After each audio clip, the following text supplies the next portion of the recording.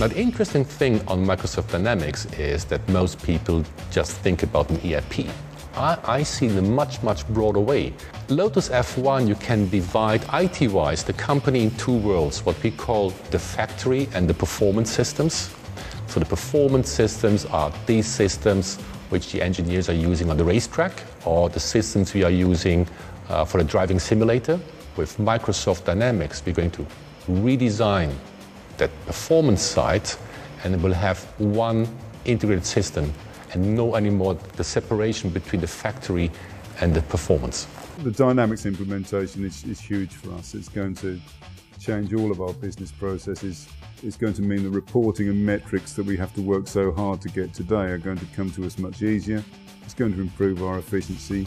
When that comes in, it's the end of the engine freeze regulation, so everybody's allowed to redevelop engines for performance, and we need to be on the top of our game in the next year or so to ensure that we're at the top come the beginning of 2014. We're not just innovating technically, we're innovating from a process perspective as well, and the Dynamics implementation is a huge innovation in itself. I think it was very, very clear that the business needed a complete new ERP solution.